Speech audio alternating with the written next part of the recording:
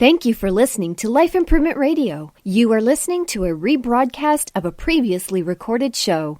Live at the Mind Book Fair, powered by Life Improvement Radio. My website, toldtutor.net for more information. Twitter, Told Tutor, Neil S. Haley, Facebook, LinkedIn, Neil Haley, Instagram, Told Tutor, Pinterest, Neil Haley, and Google+, and also on Periscope at Total Tutor. And Periscoping. So I also want to welcome the program my co-host, Eric Remmel from Life Improvement Radio. Eric, have you Periscoped yet, man? It's pretty fun. I've downloaded the app. I have not actually done my first Periscope yet. I'm still playing with it, but I'm excited. It looks fun. Life Improvement Radio is Periscoping, so we got to say they're trending in so many ways. It's a lot of fun. I've done it for different things. I just don't have the time and effort to do it. I should have Periscoped today. If my producer shows up later this afternoon, I might have to Periscope some and see if we can come up with questions based on it. But let's kind of jump right into our author, and I'm excited because I'm a college football fanatic. I'm excited to welcome the program author Diane Roberts, author of Tribal, College Football, and the Secret Heart of America. Diane, thanks for calling, and how are you? I'm very well. Thank you. Oh, I'm excited, but I'm looking at your background, and college football, why college football? I mean, it looks like you've uncovered a lot of other things in your career as a writer and also being a professor of English at Florida State. Why college football? Maybe Florida State. I wonder if you're an FSU fan, but to write this book. Well, I am a Florida State Seminole, but that's because I grew up in it. I grew up in college football, and it's really very much a part of our culture. I'd even argue it's part of our religious setup. You went to a football game on Saturday and church on Sunday, and it felt very much the same, except football was a lot louder and there was more swearing. But it was very ritualistic, and I think just the way people are brought up maybe as cultural Catholics, I am a cultural college football fan or addict or something. And I mean, in the South, remember, we got pro teams very late. And even now, the pro teams tend to be supported by people who are transplants. And some of this was pure regionality. If you lived in Tallahassee when you were little, that was Florida State. If you lived in Gainesville, University of Florida. Tuscaloosa, University of Alabama. And I just got interested in why we divide ourselves into these tribal groups. I'm always interested in why humans like what they like and why they divide themselves up into groups, which allows them to sort of claim an identity in the group and to say, well, we're who we are because we're not you and you're bad. That's how I would talk about gators, you see. So, they can't help it. They were born like that, but, Yes, Diane, I can't stand Penn State.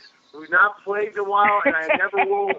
I cheered for them maybe once or twice when I was younger, but now, no way. I interviewed an author, 100 Things, Penn State, gave it to my uncle. He's a huge Penn State fan. I'm not keeping this book. You kidding me? Here you go. You keep it for yourself.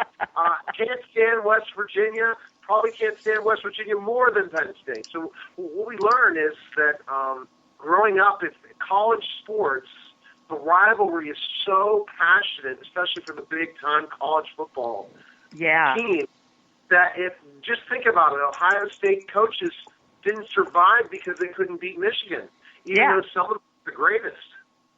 Oh, absolutely. And if you think about it for more than 2 seconds, it starts to look completely ridiculous and irrational, because it is ridiculous and irrational. Nevertheless, it is something that we do and something that we love. And, we have colors that we wear or colors we won't wear because of this. It's absurd, really, because, say, Florida State and the University of Florida, if you saw them from space, they'd look exactly alike. I mean, they are very similar universities. They're not very far from each other. And yet, if you ask a UF person or an FSU person, they would claim the other one is totally different, like it's a different species, like it's a different planet they're from. And I thought that was fascinating. And everything about college football to me is fascinating because it is so strange. It's very familiar, but it's also, when you start looking at it, very strange. Like, why are there majorettes? Many cultures around the world have got along without majorettes. And yet we have this whole apparatus to go with, college football, in a milder way with basketball, but, barely at all with baseball. But football, it's like they're getting ready for a war. You got bands, you got majorettes, you got flyovers, you got, ROTC guys with flags. I mean, it's the most elaborate thing maybe that we do in America other than go to war. Yeah, and you have those graduates too. It's hysterical. I have in my family and circle of friends, I have a graduate of FSU, a graduate of UF, and a graduate of USF. Oh, boy. And they're literally on game day. It's like they want to kill each other, You might want to put a little tranquilizer in their beer. Yeah, usually what we do is we liquor them up first. That way, there's no violence. They're either going to calm down or get in a big fight. So, exactly. I mean, a fist fight. So, yeah, and of course we've got the big day coming up, Saturday, where everybody plays everybody they hate most. Yep. And, it's I'm refusing to go to Gainesville. I just can't stand to have my nerves shattered that way. I almost have to unfriend some of these people on Facebook because their posts get so crazy about, talking smack to each other. It's like, no one wants to hear that. All you guys talk about is football all day, every day. Oh, Eric, who did you cheer for growing up? Honestly, being a St. Pete native, there wasn't a whole lot of local homegrown college teams, so we had to support, Miami, Were FSU. You a Gator? Go on, you can tell. No, not at all. Actually, okay. I have no allegiance to college football. I try to support USF since I'm I'm graduate and I'm here and I'm seeing their programming grow. They're doing better, but honestly, I kind of followed Michigan a little bit because my grandfather went to college there and he was always a fan, and a couple other college towns, but I really have no direct allegiance to any team, to be honest with you. I hope you saw the Michigan State game yesterday. I did not. I was at a wedding, so I didn't get to watch any sports yesterday. Michigan State, Ohio State, which was huge. Wow. I like that. I don't care for Urban Meyer for no good reason. I've never met Urban Meyer, but my reasons for not liking him have to do with him coaching at Florida. See how rational and sane this is? Okay. Now, looking at your Florida State Seminoles, the days of Bobby Bowden, and I know that's definitely in your book, tracing back the days of when Florida State was unbelievable under Bowden, and this is before we talk about Jameis Winston and all the craziness now, especially for our Tampa people out there.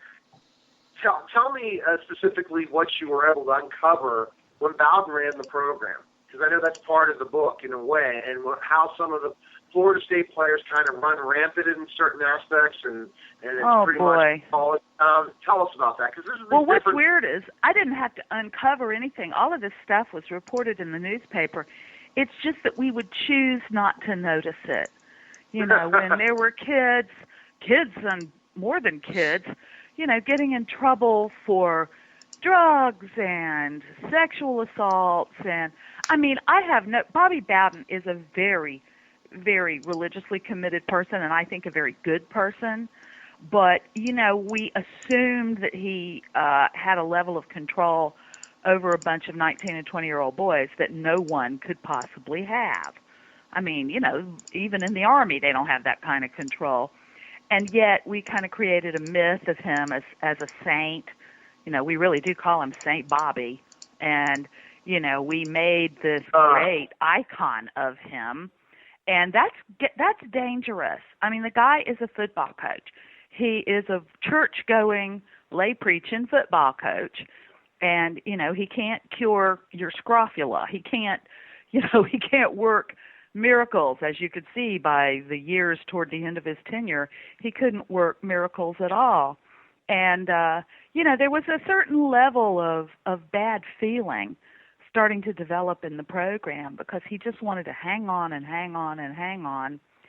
And it just finally got to the point where, hired his own son in more or less in defiance of state nepotism laws. They created some sort of magical exception. And Jeffrey Bowden was like one of the worst offensive coordinators in the world. My judge of an offensive coordinator is if I know more plays than he does, that's not good. That's really not good. Because I know like 4 plays or maybe 5. Okay?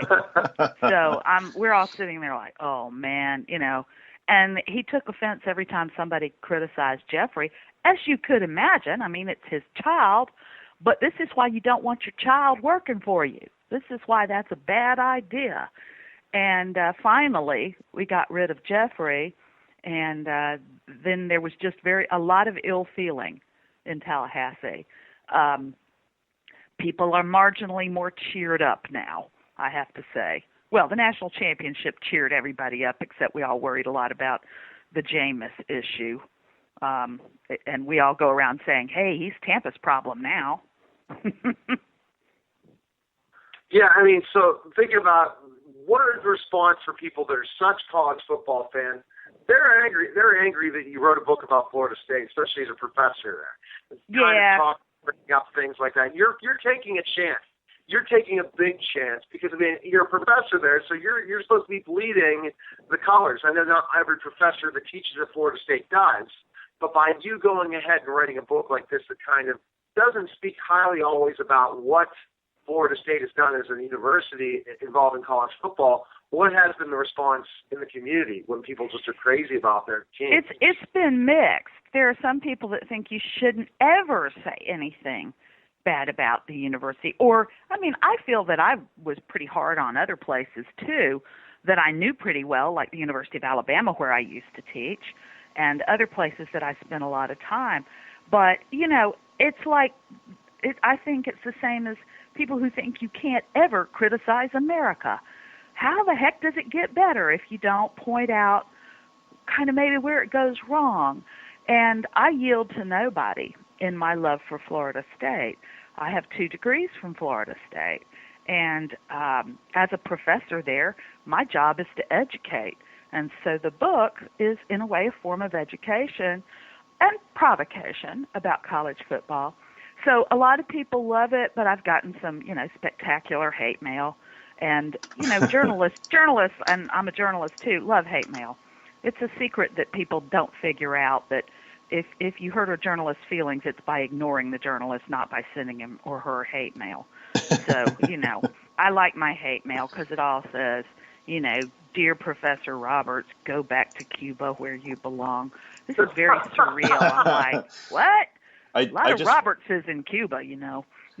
Well, I just followed you on Twitter, and I love your comment section. It says, rule number 1, be mean but be polite. Oh, I'm very, very polite in person. I'm so nice in person, people can't stand it. I'm only nasty in print.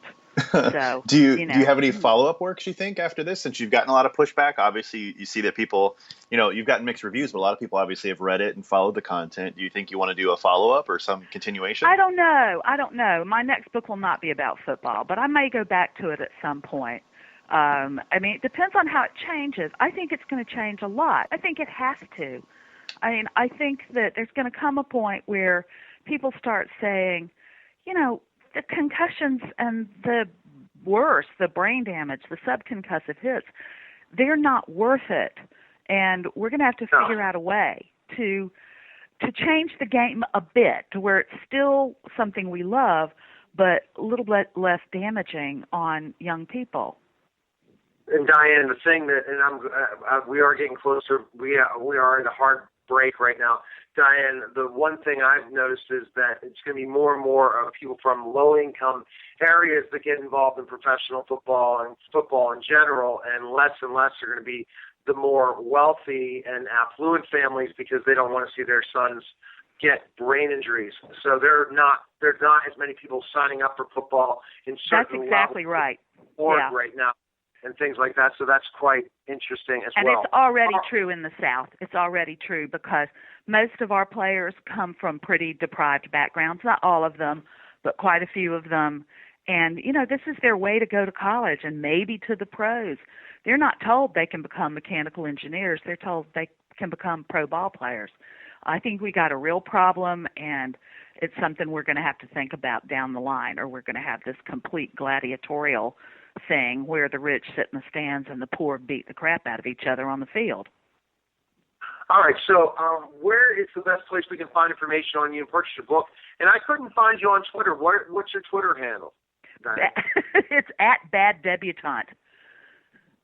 There are a lot of people called Diane Roberts. Yeah. So I went for Bad Debutante. But you can, oh my God, you know, I'm I don't have my own website because I haven't gotten around to it, but you can find out about the book just by Googling the sucker. And there's an excerpt of it on Deadspin that just happened this past week, so people can get a taste of the book if they look me up on Deadspin. And the comments on that one are just priceless. And I'd say they run about 50-50, love it, hate it. But Deadspin comments are just the best. That's great. That's why I loved your Twitter name. That's why I chuckled when I followed you on Twitter. I was like, oh, this is going to be a great interview. Well, you're fantastic, Diane. Thanks for calling, and I appreciate you coming on the show. And we'll see. You should be a sports writer for sure with your knowledge of college football. So we'll see what happens with your Florida State Seminoles. Yes, if ESPN comes begging. You never know. I'm shocked you've not been on Outside the Lines yet. You'll be on Outside the Lines, I'm sure, if something. I hope so. That's one of my favorite things. Yeah, exactly. And the 30 for 30s are awesome as well. They're great. They're just great. I really love those. You can tell how I spend my weekends. I'm just glued to either TV or I'm at a football game. You know, Gotcha. Think of all the books I could write if I didn't do that. Oh, well. Exactly. All right, Diane, thanks for calling. Take care. Thank you. Bye-bye, y'all. All right, bye. All right, you're listening to the Total Education Network, powered by Life Improvement Radio, live from the Miami Book Fair, and we'll be back in just a moment. Thank you for listening to Life Improvement Radio. The views expressed by show hosts or their guests are their own and shall not be construed in any way as advice from Life Improvement Radio. We make no recommendations or endorsements for radio show programs, services, or products mentioned on air or on our website. Personal perspectives expressed by the producers, writers, or editors will always be presented as such. Any rebroadcast or retransmission without the expressed written consent of Life Improvement Radio is strictly prohibited. Thanks for listening.